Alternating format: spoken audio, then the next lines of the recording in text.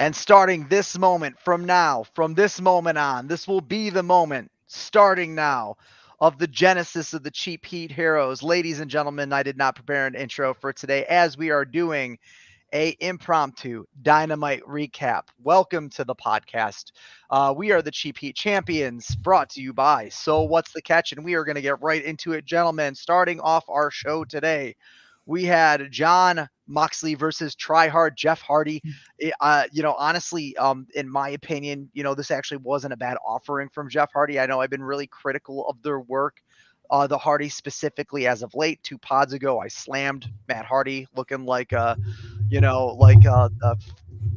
dude who's back from the living dead, deleting himself out of existence. But to be honest with you, compared to the two Hardy brothers, Jeff is actually looking pretty convincing. Mox obviously took the win on this match. I thought it was a very good offering. Wolf, what did you think, bud? I agree with you, man. I thought it was a really good start of the night. I was impressed with Jeff Hardy's. I've been impressed with all of his matches lately. He's really trying to prove something, which is great. So the match was good. The match was real good. It was real solid. The end of the match was led to a little bit more exposition for Jeff Hardy. I don't know what they're planning on. I don't think they're going to do a full heel turn on him. What do you guys think, Juicy? You think Jeff Hardy's turning heel?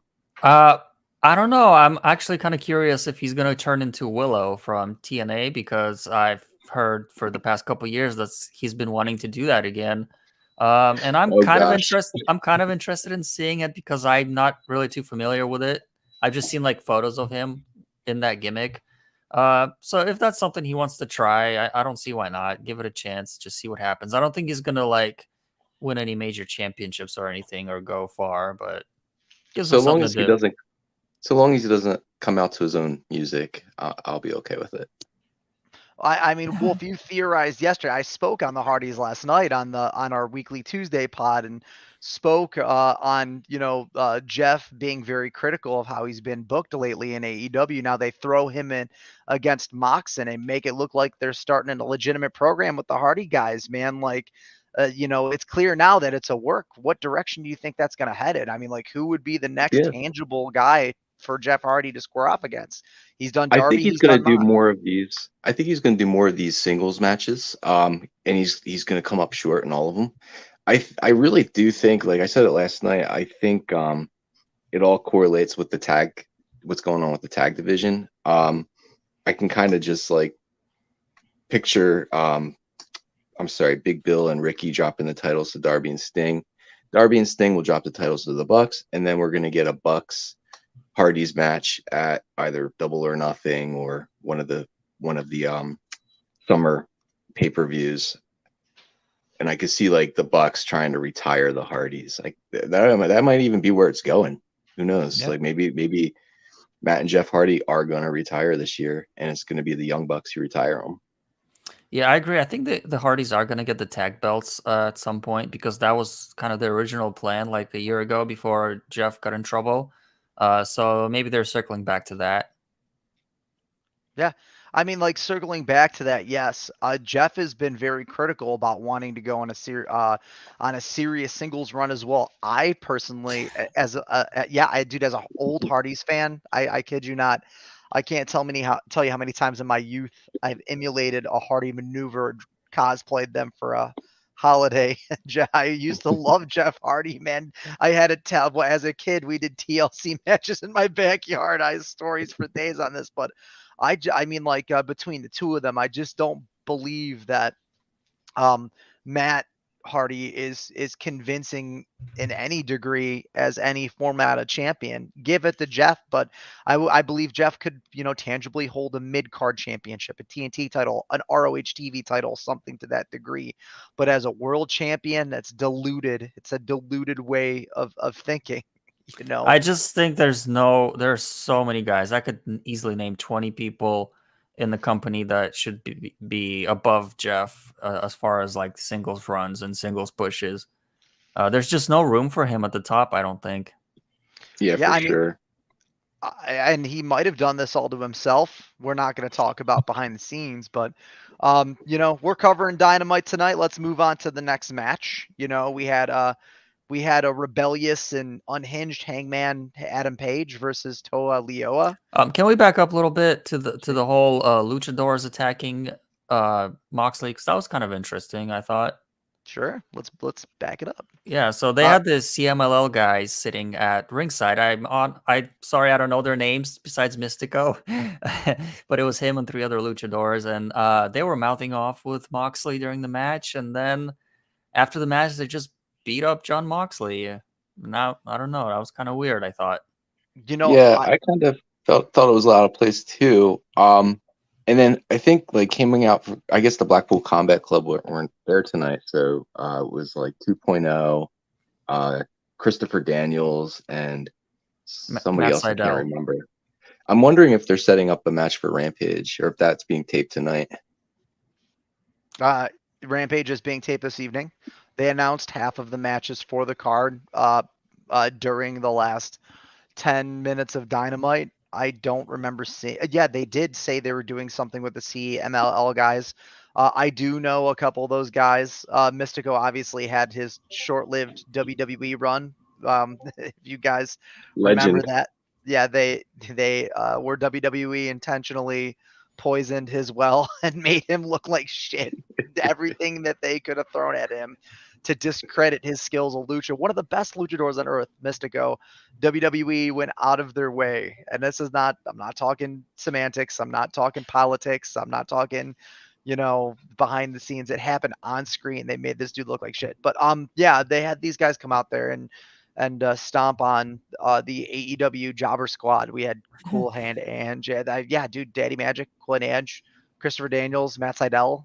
I feel like Matt Sydal, every time I see him jump on a turnbuckle, that he's gonna fall off and out of the ring. Poor Matt guy. Sydal versus any one of those guys would be kind of a fun match, I think. Like, kind of balls to the wall. A lot of high spots. Yeah. I'm wondering what like the long-term plan for these guys is, because they like, as a viewer, I don't know who any of these guys are, and tonight it hasn't made me know them any better. And they all kind of look the same, especially when they're dressed up in suits. I can't really tell who is who. So I don't know. And they're not even AEW guys, so investing too much into them doesn't really make sense from AEW standpoint. So yeah, I guess we'll see. Brent is in the DMs right now. I put it up on the screen. He's kind of doing like the active research for us. We're getting a 4v4 match on Rampage.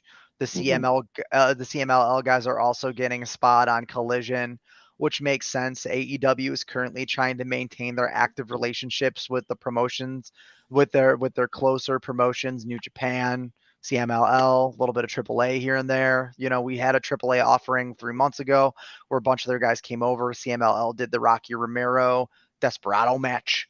So I mean, like, it makes sense for AEW to be out there with everything that's been happening in WWE to reinforce their working relationships. Being that TNA for AEW post Hard to Kill and Snake Eyes might be off the table, in terms of a working relationship. Okada Ospreay just did their kind of rounds in TNA, finishing their commitments. It seems like everyone else has been kind of touch and go. You guys have an opinion on that? Do you think AEW is going to continue to work with or be able to work with TNA now that?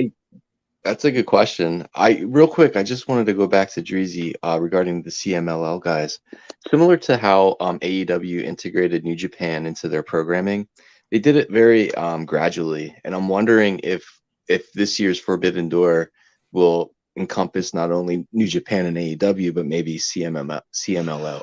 God, I can't speak tonight. CMLL, all on one card. I think that'd be pretty cool. That would be interesting. It would be different. It would be a different feel for this Forbidden Door. TNA. Well, geez, I don't think there's going to be a working relationship. I mean, they're all. So what's the deal with?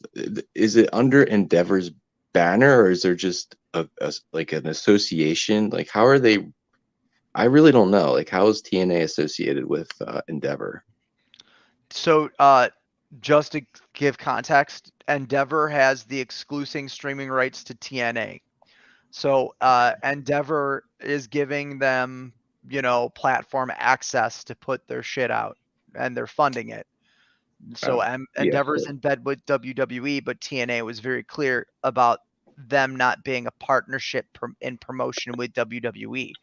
And I want to emphasize that during the Rumble, yes, they had TNA crossover, but that has happened a dozen times at the Rumble specifically since TNA's inception.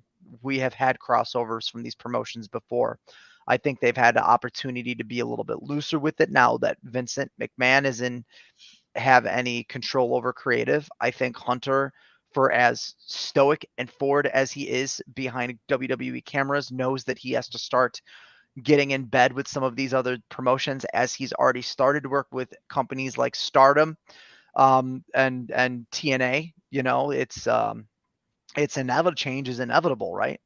Change is a process for evolution. And with the current state of WWE, it seems like they're going to have to start taking these risks in programming. But TNA with Endeavor has the freedom to work with whomever they want to. That is a fact. So they don't gotcha. have to, and they don't have to tie down anyone that works for them.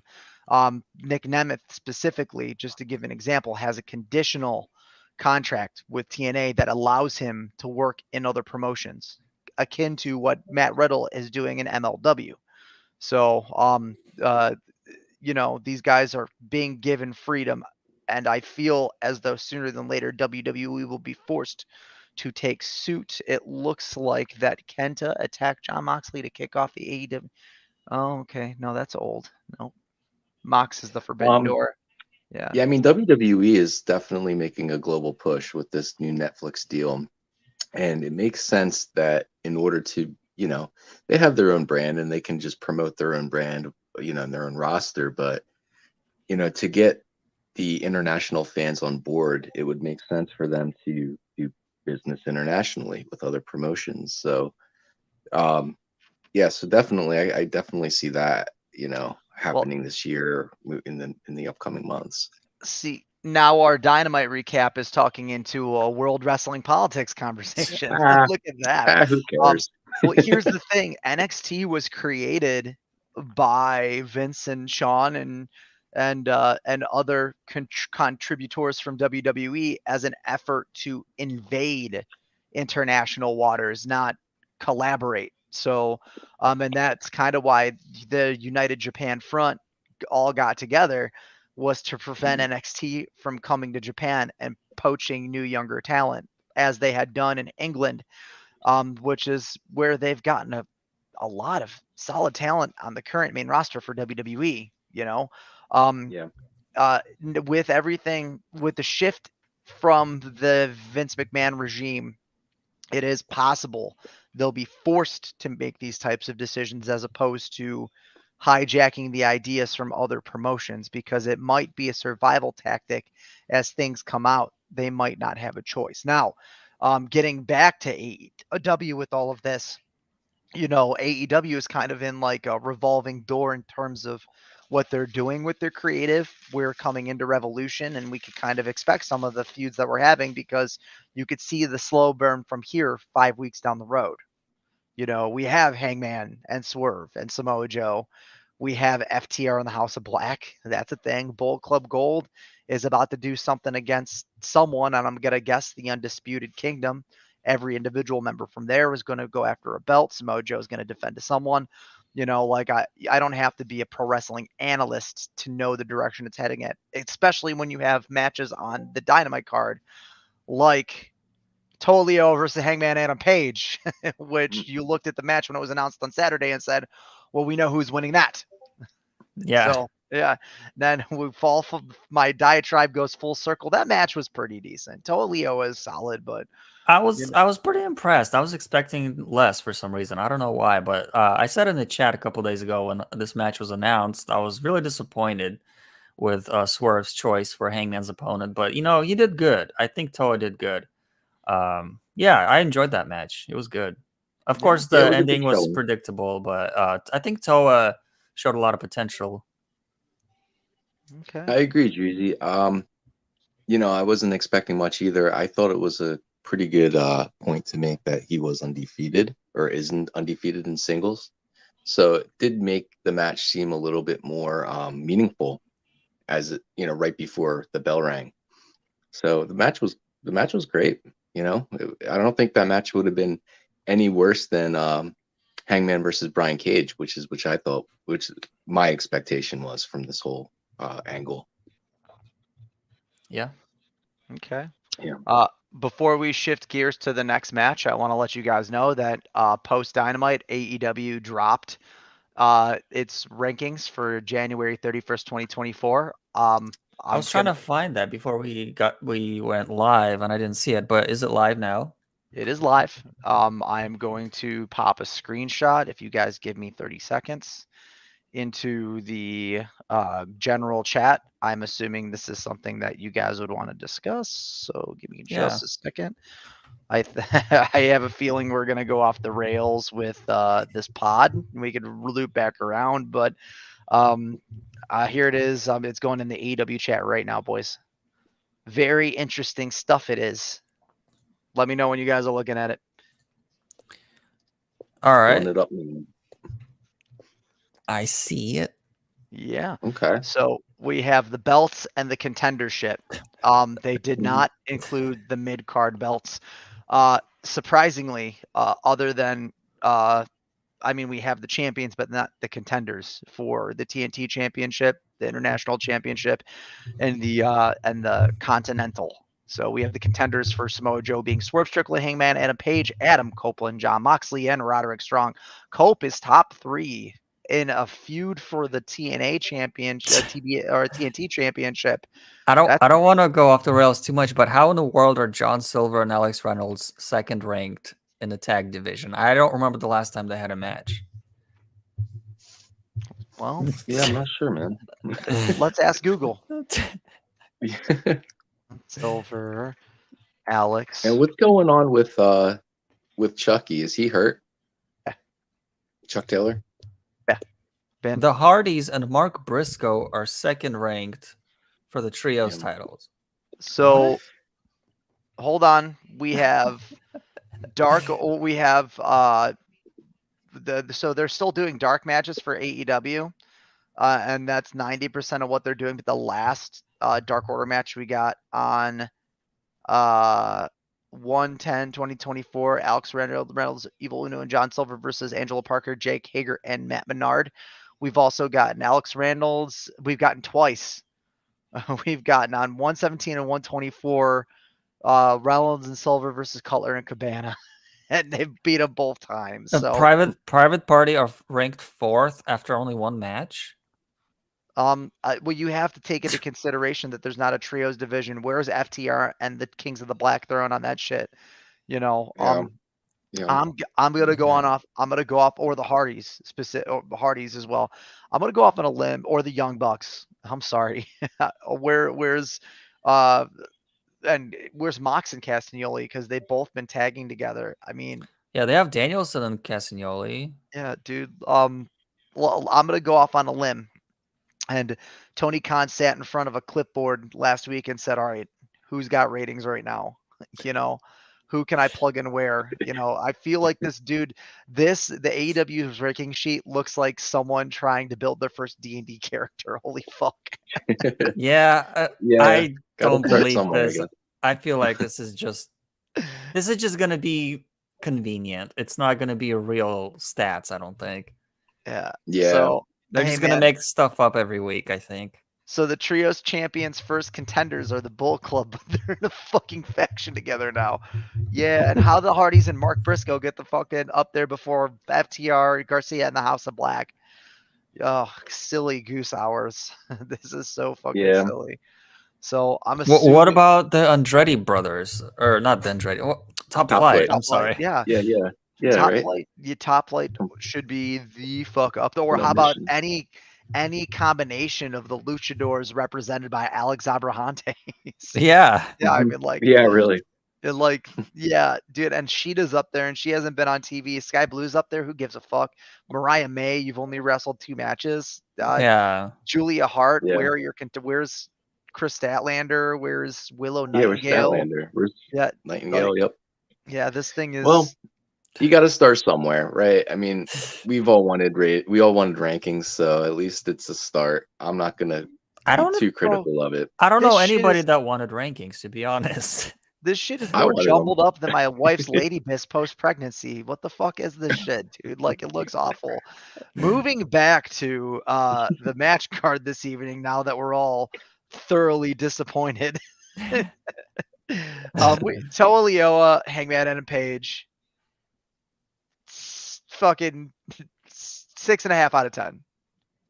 Good match, no story That's fair. relevance. Sure, So- that's fine with me. That's a fine rating. Jericho and Fletcher.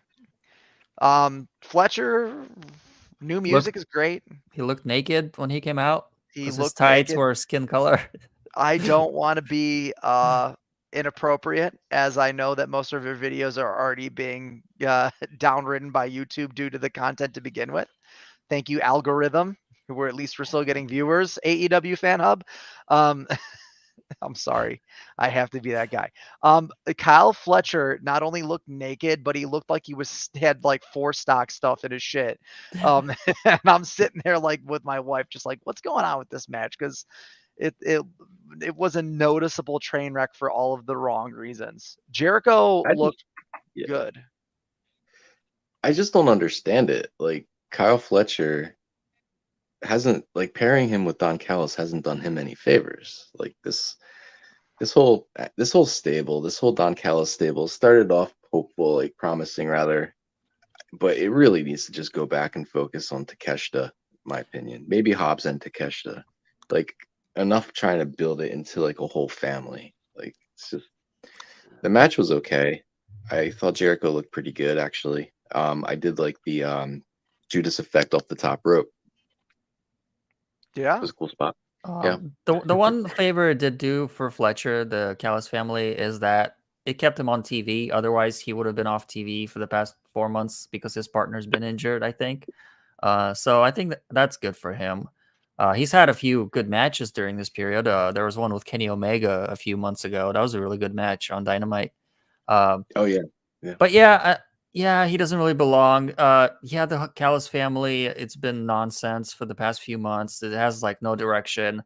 Like you said, Wolf, I want Takeshita to get a push because he beat Kenny clean, I think, at All In, or maybe it was All Out. I always get it mixed up.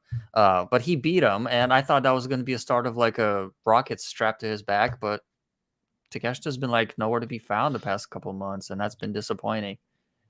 Yeah, here's the unfortunate truth.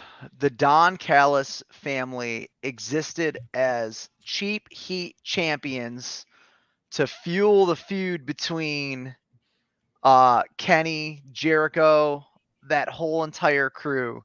And being that Kota Ibushi has an unfortunate injury preventing him from wrestling, Kenny Omega's currently has surgeons poking around his guts because of diverticulitis. It kind of made them incredibly irrelevant, other than the contrast to Jericho. And even then, Jericho is starting to look a lot like Vince Neil right now. So he's starting to look like his better. I love Chris Jericho. I've said it a million times on the pods. My whole Mount Rushmore could just be 4 different faces of Jericho with different haircuts. But his better days are clearly behind him now. He was hitting the greatest hits tonight. He looked good. Won't take that away from him. But those greatest hits his days are numbered, bro. They had a scary spot at the top rope where it looked like Fletcher was trying to give Jericho like a Falcon Arrow off the top rope, but they really botched it, and it could have went bad. But they look okay. Well, I wish Takeshita was pursuing Samoa Joe for the world title. Personally, I think that Hangman Swerve could rest a little, or not rest, but I think they can wait a little rather before they get their shots. And then I would have booked Revolution Takeshita versus Joe. Yeah, honestly, they should have kept that rocket on Takeshita's back and separated him from the Don Callis family after Kenny got injured, instead of hanging on to the idea that feud is going to have any relevance by the time Kenny comes back. It's not. If he comes back, even. He'll come back. Yeah. Yeah, Kenny is a classic pro wrestler in the sense that he's gonna hang his boots up just like everyone else on pending death. He's about as he lives in the tradition. That's his whole entire thing. And between three or four different styles of professional wrestling, he'll go out one way or the other the way that he wants to. And I don't think diverticulatus is taking Kenny out of the game. So in terms of Jericho, God, old man, just be careful, dude. The last thing I mean it. Kyle Fletcher is young. He's going to be able to. Guys like that will be able to carry Jericho, but for how much longer is going to be? I mean, Jericho's almost to the point where it's like, yo, dude, when are you going to commentary? When is Doesn't he do it on Rampage? Yeah, when's Fozzy touring again, bro? Like we missed the Jericho Jericho. should be a mouthpiece. He should be a mouthpiece for somebody. Like that's he can wrestle like seldomly. Like you can save a Jericho match for maybe three pay-per-views a year, but like at this stage in his career, yeah, like it's time to dwindle down. Did you see at the Jericho Cruise, him and Big Show came out as a tag team, and Jericho had the little underwear, like the little trunks on? Yeah, the Jericho or whatever they used to call themselves. Yeah. When Jericho had the little trunks on in WWE, he had them on at the Jericho Cruise. Yeah, he also cosplayed as David Bowie for the evening.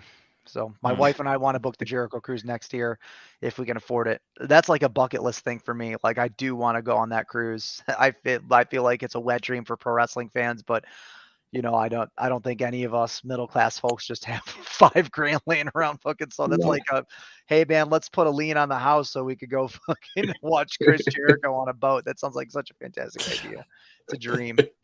So I'll put myself in credit debt for it, no problem. Moving on. The Bucks back in a shitty convertible, getting out there, talking shit to an intern, finding the poor guy just for, what does it say on a birth certificate? Like it's sitting right in front of his face. I love it when the interns and the security guys are just clearly independent workers. Yeah, like independent wrestlers. And they're bigger than the Bucks. Yeah. Like they're like huge. Like when Wardlow and Hook were bodyguards for MJF before they even had a name in AEW, or when MJF was a bodyguard for Samoa Joe in NXT. they ran that as an angle. Yeah, and Sheamus used to be a cop. Oh yeah, in WWE. Sean Spears took a super kick from Shawn Michaels. I mean, it's all over the place. Yeah. So, interesting angle. We're gonna connect the dots on secondary Bucks work later on in the program, but we went from there to the women's match. I'm just going to throw my opinion out there on Taya Valkyrie versus Deonna Purrazzo. These women both had working relationships together in Impact. It was completely clear that they, had an understanding about the job that had to get the job that had to get done.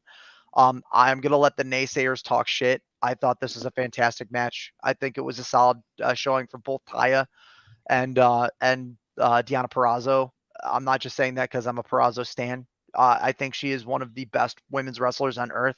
I think Taya Valkyrie has relinquished the idea of ever having her day in the sun in favor of putting over people that need to go over. I think her new thing looks cool. I wish they'd utilize her for what she's actually capable of doing because she was a dog in Lucha. But all in all, it indicates that the women's locker room is headed in the right direction if they're going to continue to pump this feud. And don't be afraid to challenge what I just said. If you disagree, please. Wolf, what do you think? What did you think about that match, pal? Actually, I was listening to you and I was surprised to hear that. I haven't been on the socials since Dynamite. Have people been dogging the match at all? Have you seen that? Traditionally with AEW, the women's division is still, in spite of it not being up to par, having some of the best women's wrestlers on earth, it's still deeply stigmatized. And coming off the back of a fairly successful women's run in the Royal Rumble, people are going to be critical of what is happening with the women AEW on screen. For sure. Not to mention just the tribalists out there, just like fuck Tony Khan's product. That bitch was better in Impact. Those bitches we were don't better listen in to Impact. them anyway. Yeah, we ignore those people. So Both Um, of these women were pretty badly fat shamed when they both came into AEW, and unfortunately, it brought back those memories for me. Well, with Diana, it was like a week ago. With Taya, it was when she first arrived, and I'm just kind of low key dreading going online to see what people have to say about this match because I feel like it's just going to be nasty towards these women, and they don't deserve it at all. They're both beautiful women, great athletes, great performers. They had a good match. Whoa, Wolf, you're having crazy noises over there. I, I'm guys, I'm a little bit spicy today. I'm gonna take the ball that Andre just flea flickered back, and I'm gonna run with it. I was spicy last night. We're gonna keep it going. Hey, if you listen to this podcast, and I know we don't have like a gigantic viewership, but if you're a tribalist, go fuck yourself. If you're fat shaming these women, hey, guess what? They had the courage to go out there and train for a skill you don't have and get up there and put their bodies on the line to do things that you'll never be able to do. So you could just shut the fuck up. And if you don't like the product, go back to watching what you enjoy and then Uh, shut the fuck up twice. the So funniest moment in this match for me was it was before they went to commercial. Johnny TV, he was out there with Taya, and he was trying to kiss her, but she was smiling the whole time. So he literally was kissing her teeth, and I just thought it was funny. that's his bae. That's like I they're know, legitimately married. I know, but So watching someone kiss another person's teeth instead of their lips, it's a funny visual. agreed. the match was good. The match Yeah. was really good. I think they both looked great. I'm glad that Taya is like being given something to sink her teeth into. She's not just being thrown out there, with no story or anything going for her. She's actually, she's paired with her husband, and they have good chemistry on screen. So she should be like a staple in the TBS women's division. Taya, like she should be the TBS champion. To be honest with you. Um, Wolfman, yo, have you seen his work with Dalton Castle and Ring of Honor? I haven't, but I'm privy to it. Yeah, yeah. Yeah, go like all you need to do is look up the footnotes, bro. The both Taya and Johnny are later in their careers, but still look fucking fantastic. At Dalton Castle, man, put him on AEW programming full time. He's a Yeah. boys. Give it to me. I'm loving what I'm seeing from him lately too. Like he's going through this whole self or well endowed phase or whatever it Yeah, is. I don't even know how to explain it. I want um to I want to see him assault more people with cheese sandwiches. It's funny to me. I want to see Johnny TV on AEW more. I'm really surprised, like how bottom of the card he is in this company. It's just kind of shocking to me. I'd rather see him than Jeff Hardy or Matt Hardy, for that matter. Now, I agree with that statement. Johnny TV's fantastic, and he was when they brought him out during the Owen Hart Cup, dude, like two or 3 years ago. He had an honest, good old fashioned showing. He looked great. Yeah, they squashed him, but I mean, he was still looking real good. So, um, yeah, I am gonna nitpick a part of this segment. Um, not that I'm losing faith, but I'm starting to grow exhausted by the overacting from Tony Storm. I don't understand why she needs to be out there in commentary for every match that leads up to what we know is going to be the title match for between her and Deanna. Just let Deanna go out there and work. The black and white thing is cute, but like it's really getting overdone. You give us a break from it. Let her wrestle a couple matches so we could see that she's still looking competitive. Don't just continue to throw Deanna up there in these squash matches and then squash her the same way they did, the Riho. They fucked Riho, and it's the same shit. At least make it look convincing. I'm gonna respectfully disagree because I do enjoy Tony's commentary. I did chuckle a few times. Every week I chuckle a few times, so to me it's still working.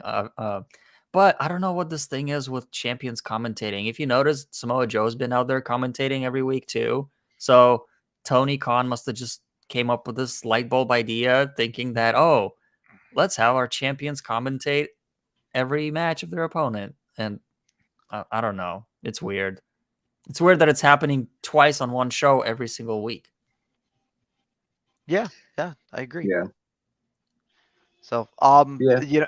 to be honest, Tony Khan hasn't really learned to limit the things because it might have been successful like 6 weeks ago, and he might not know enough to know that he needs to slow the fuck down because he still doesn't have people that tell him that he needs to do that, which is fine. To be honest with you, that's fine. Like oh my God, dear God, no. All right, hold on.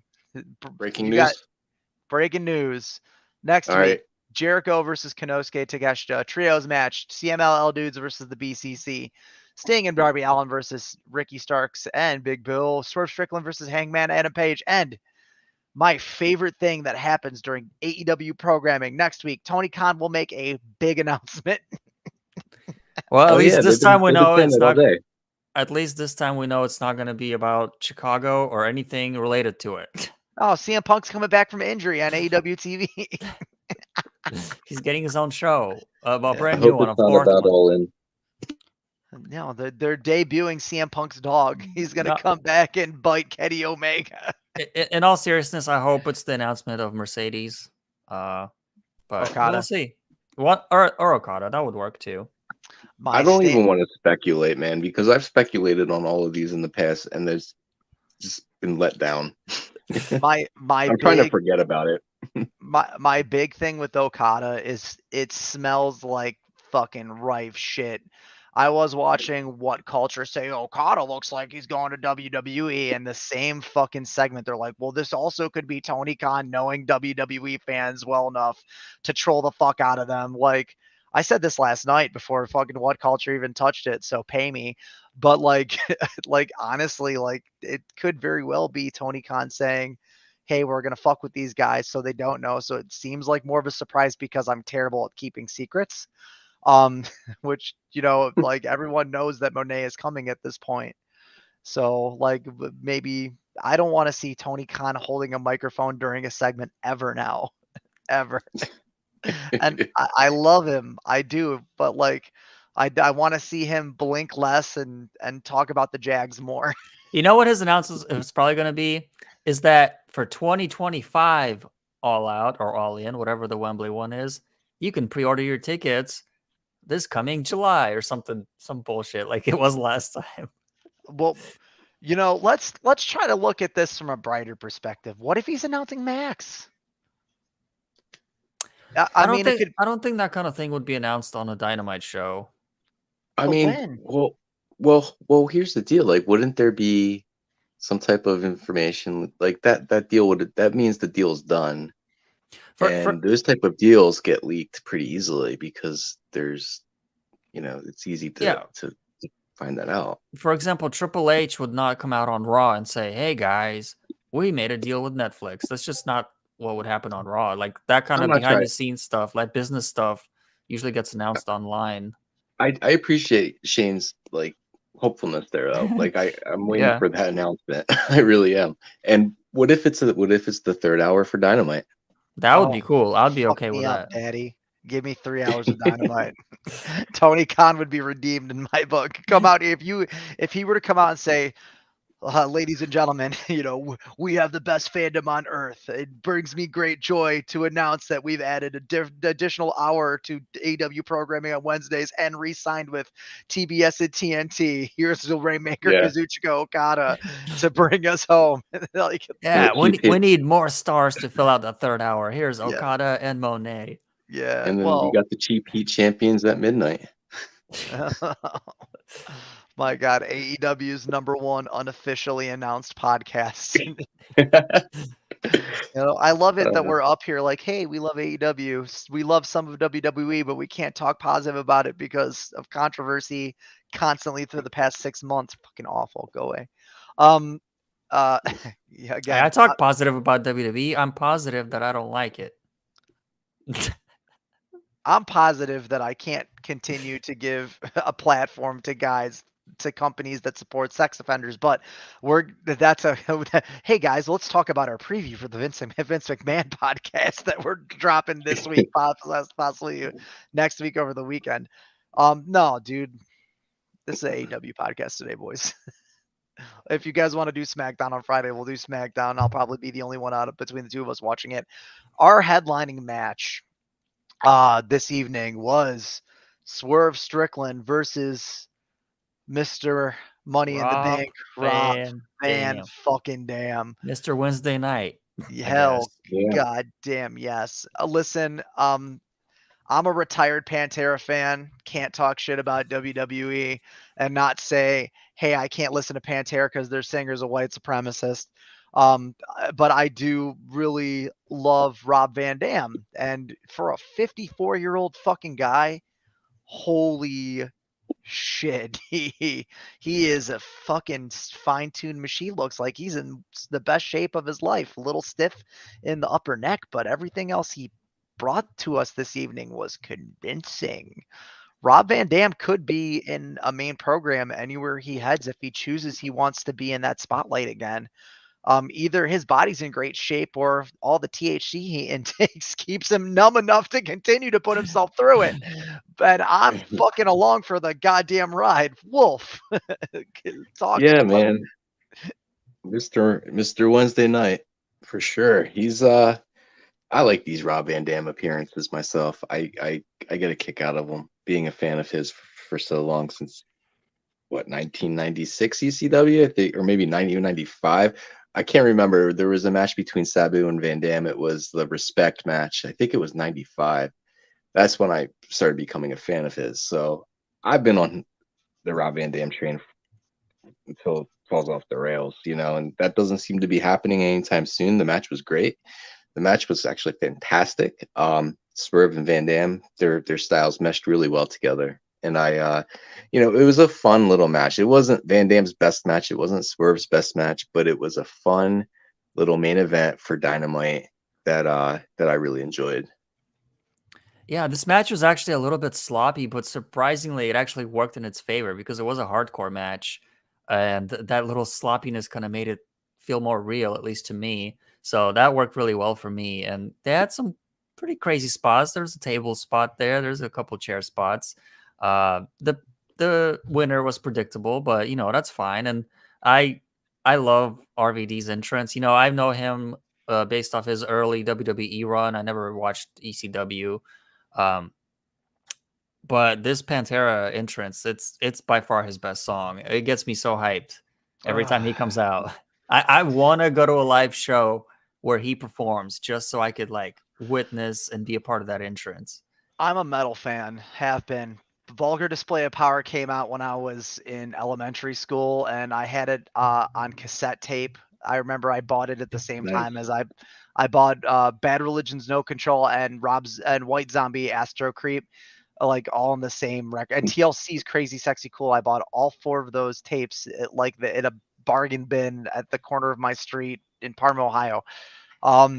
And I remember hearing it just like, wow, this is like the heaviest metal I've ever heard. But I admittedly love Pantera's music. I do, but art versus the artist, Yeah, I it's can't. hard to separate. Admittedly, I don't know anything about them, so I They're would rather not know. they're 2 no-fly zones for me: kitty diddlers and white supremacists. Unfortunately, Pantera falls under one of those categories. So, R. and Kelly and Kanye West are off my playlist, but those are the only 2 that are permanent banned. yeah, But I'm more into hip hop, so that's why. I'll tell you, I love old hip hop, Dre. I'm a big fan of Run the Jewels, Aesop Rock, Talib Kweli, Jedi Mind Tricks. Wu Tang is for the children. That's really For old sure. school. Yeah. So, but my music, we're all over the place. Fourth Chamber. What's up? The Fourth Chamber. Oh, the fourth. Oh my God, dude, our 4th chamber. Yeah. Liquid Swords, bro. Dude, Yeah. dude, Jizza's come out at breakout album, solo album was better than anything that any individual member of Wu-Tang did. I mean, Takal was sweet, the Chef was sweet, Johnny Digital was sweet, but nothing beat Liquid Swords, been better than any Wu-Tang album. But Yeah. the match with RVD was fantastic, and they could keep pumping RVD and bringing him out. I love that whenever we have Rob Van Dam present at an AEW function that Taz is that much more active on commentary. It's like the dude automatically is having acid flashbacks. Oh my God, how often was I with this guy? And then Hook comes down. Just to commemorate his dad. It's what it feels like. Hey man, I'm out here for dear old dad defending his buddy. Like, and I'm waiting for Jerry Lynn to run out one of these days, just like I'm here. Well, You know, also another connection here is that I don't know if you guys remember, but last week I don't remember which show this was on, but Hook and Brian Cage, they had a segment backstage where Brian Cage basically was talking crap about Hook, and Hook was like, "Hey, if you want my belt, like come and get it. If you want my FTW belt, come and get it." So there's where that connection kind of comes from too tonight. they're gonna drag that into the pay-per-view, and it's gonna headline the first hour. Probably. Yeah. Hook has headlined the first hour of almost every pay-per-view in the past year and a half. That's a fact. Look it up. One more thing I want to say about RVD before we kind of move on to the post-match part.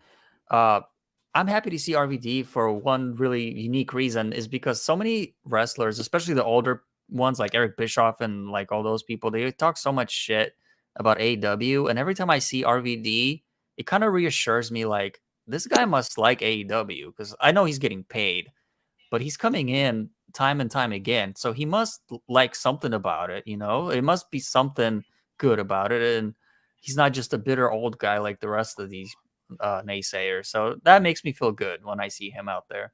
Well, Dre, I have to play into that statement. You have to say the wise things that stimulate conversation. Every single time RVD speaks on AEW, the IWC that leans in the WWE direction always picks it up, and they'll take one excerpt and make it sound like he was dogging AEW. They did this with his last appearance. Oh my God, the young guys don't respect the old guys in AEW. Then it was completely not only Out of context. out of context. It's not even exactly what the fuck he said. Yeah. And it's really just like, dude, if the dude is continuing to show up to AEW programming, there's probably something going on there that he enjoys to be a part of, just like everyone else that works for the company.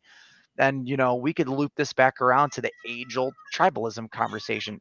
If you don't like it, don't watch it and don't talk about it if you don't know about it, Like, and if you want to see RVD on WWE media, maybe you tell them to shut the fuck up about them being unhappy that RVD has chosen to work the convention scene and the indies and work a podcast where he's talking about things that are unfavorable to that promotion. He could be involved. There are plenty of people on the AEW roster that talk about going back to WWE that still work for AEW. Mm-hmm. So, back to the shut the fuck up forever statement for me, which you guys are getting a lot out of me today. So, but yeah, following the match, I prepared nothing for this podcast today. Usually I have like a note list. It's all good. Little excerpt. No, man, this is a good conversation today too. Yeah, we're improvising. One thing we didn't talk about was Wardlow. Did you guys see the? Oh yeah, Wardlow versus Commander. Oh yeah, Yeah. dude. This is not a good way to end this podcast, but let's talk about it. Yeah, Wardlow looked like he seriously injured himself there. Oh yeah. Oh yeah. He was visibly upset too. After the match, like he was pissed. Well, very reminiscent of the Chris Statlander dark match MCL ACL tear that put her out for 7 months. It looked like the same type of spot, because if you rewatch that Chris Stat match with Robin Renegade, you could see on her face, as soon as she hits that spot, she gets up, rolls over, pins her, and looks like, in her expression, I know that I'm going to be out for a half a year. Like, did Wardlow not look like that after he hit that powerbomb spot, limped back, and he didn't go in for the symphony. He botched the bomb once, pinned him, and then stood in the corner and like low key pouted. Poor fucking guy probably is legitimately injured. Yeah. Well, we'll find out. Like I think you said it, Shane, in the chat. We'll find out tomorrow. Yeah. Hopefully he's okay. Hopefully an ice pack will do it. An ice pack, yes. He's had knee injuries before, and you got to remember that the dude is in a major program night right now after coming back from a fucking tailbone injury. These guys, like, I don't know if it's a product of not properly conditioning, coming back too soon, not the correct type of physical therapy, or if he's really that injury prone. Because I look at guys like Jericho, who are doing the same kind of spots. The dude is fucking twice his age and getting injured half the amount of time. Yeah, another thing, I had a conversation with someone recently, is that Ray Phoenix is always injured, while his brother Penta, who has a very similar style, is never injured. So yeah, Yeah. they must be drinking different milk or something. I don't know. Well, Penta does the injuring. R.I.P. Dante Martin. I mean, Penta does the injuring, and that's not for a lack of skill. He is, and Penta is dangerous statement to me, the most talented luchador on earth right now. Vikingo is great. He's too young and he's hurt himself too many times this year. I've seen him enough in the indies to know that he's half cooked, but he's wildly talented. If he was able to perfect what he does, he would be the best luchador on earth. Penta has it. He is the complete package. He could cut a promo in any country he's in. He hits his spots the same way every single time. He's consistent. He has good ring psychology, especially when he's working in multi-man matches. And yes, Ray Phoenix is injured half the time, but I don't think he is to the caliber of Penta. We went off on a little tangent there, but Hey, Commander, I'm always down for a Penta segment. hey man, Commander looked great tonight too. I feel bad for Wardlow. If he is injured, he'll be back in my hometown Posted soon. something to his ex, to his Twitter, which pretty much says that his knee is fine. So because a normal man's knee would be ruined, I'm no normal man. I'm coming for the heavyweight title, and there's nothing that and no one that can stop me. Knee is just fine. So I don't know if he's Well, like Aki said in the chat, he's Wardlow, so there you go. Well, fine could be the same thing as a pectoral strain. He could be working through a hyperextension, whatever it is. Wardlow, I said it yesterday. I wish no injury upon any wrestler, in spite of myself. Get well soon, buddy.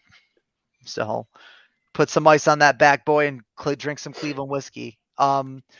Following the final match of the evening, we got a segment from Hangman Adam Page where he said to Swerve Strickland, fuck you, I'm not letting you win the world championship, and I'll do whatever I have to do to prevent that from happening. I've been a little long-winded today, so I'll be short here. My opinion is they're either running Hangman at the belt again, or he's being used as exposition to prop Swerve. I think it would be a fumble. I love Hangman Adam Page. He's one of my favorite wrestlers in AEW. He's number 2. I don't want him. I don't want to see him in another world championship bout for at least until they give Swerve Strickland his day in court. I'm so sick of seeing Swerve lose at fucking PLE's pay-per-views. They got to put a belt on this guy sooner than later, or they're gonna lose him. Yeah, I think they will. And my mind immediately thought that there would be some type of like double count out, or even worse, a like a time limit draw. But seeing how stacked and loaded Dynamite is next week, I don't think they're gonna do that. I mean, they could, I guess, do like a double count out or something like that, but it just seems like we're gonna get an actual winner next week. And I do think it's gonna be Swerve. This match makes me nervous. I don't think Hangman needs to lose yet another match to Swerve to prop him up. I think Swerve is already pretty damn propped up. But if Hangman wins this match, all that's going to do is slow down Swerve's momentum. Because if you think about it, yeah, you beat Swerve once, but he still beat you twice. So he still gets the opportunity before you. He should, at least. Plus, he's been in the tournament this whole time while Hangman was sitting at home or doing whatever. He won a bunch of matches in the tournament. His track record is much better than Hangman. So no matter what happens next week, Swerve should get the championship. So yeah, this match makes me nervous. I don't know. I don't like where this is going, to be honest. But like you said, Wolf, next week is stacked. But I think the main event is going to be the tag team title match, because I think Sting is going to get his first championship in AEW, and that's going to be a pretty big deal to close the show with. So I think the beginning of the show is going to be the Hangman and Swerve match, and in that case, they could do the 20-minute time limit draw, which will lead us Oh, to the rumored triple point. threat match. Hold Good on. point. AEW stinks. Such a shame. You showed up to the wrong show there, pal. But I do respect your opinion. You are free to watch any other wrestling program on earth. I'm not going to give that comment any more time. AEW stinks. Yeah. Oh I'm yeah, not you're gonna. gonna tune into an AEW podcast. Yeah. I mean, we do a recap every week. So you showed up to the wrong show there, pal. But you're entitled to your opinion.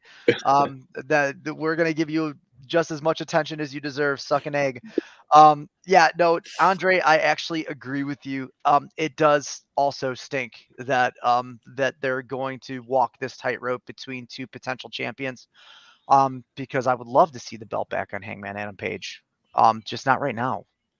Why fall back into old habits when you have the opportunity to do something new and wildly creative? Putting that belt around Swerve mixes up the whole entire platform. The ranking systems is cool, but I mean, like, Swerve against anyone, contending for that title is going to be dream match qualities. So, like, give it to him, man. Like, Yeah, I've said this Yeah. before, but Hangman should get his win back, but eventually he should get his win back once Swerve gets the title and has a good run, and then Hangman can beat him for the title, and that will be getting his win back. But at that point, it's not going to matter for Swerve anymore because Swerve is already going to be a made man.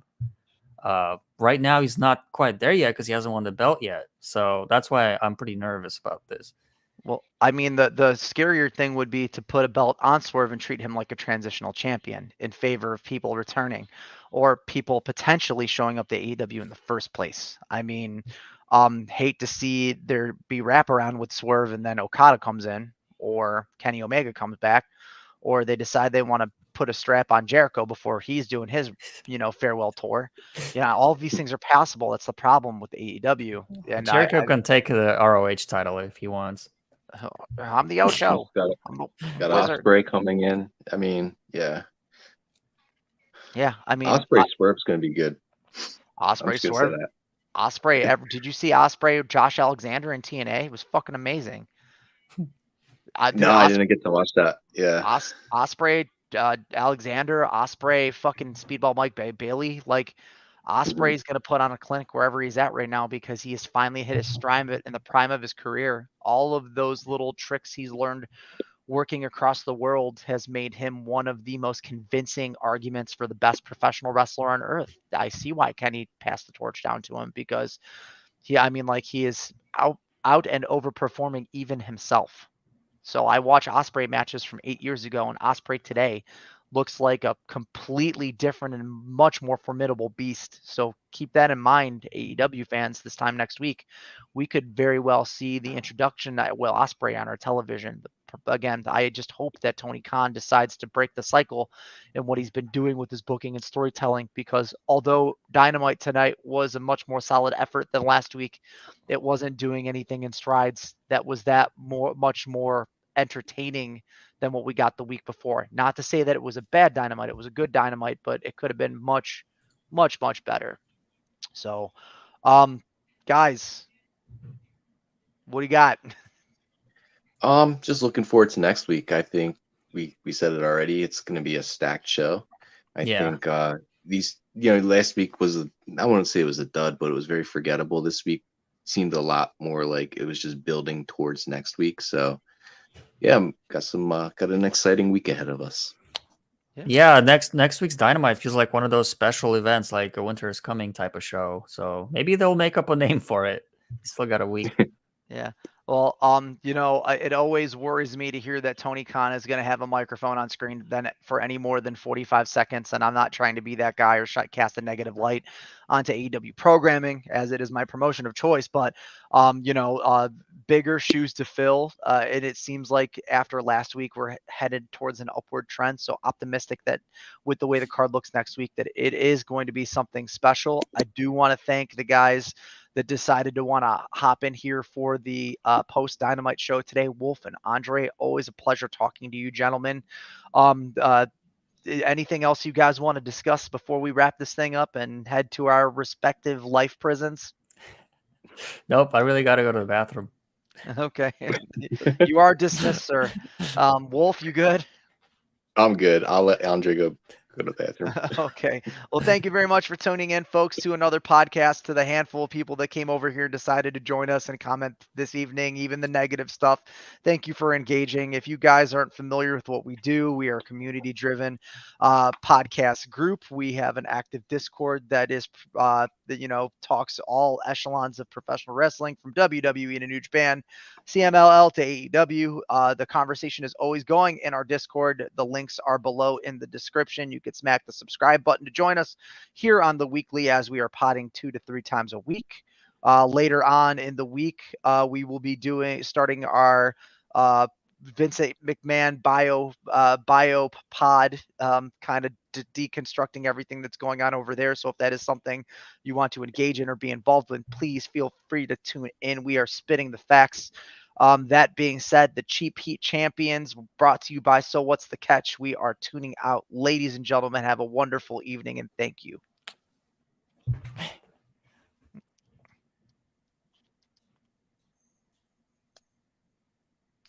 think he pushed the wrong button. Yeah, I think we're still on. Because we're still alive, pal. That's awesome. Fucking There he is. I didn't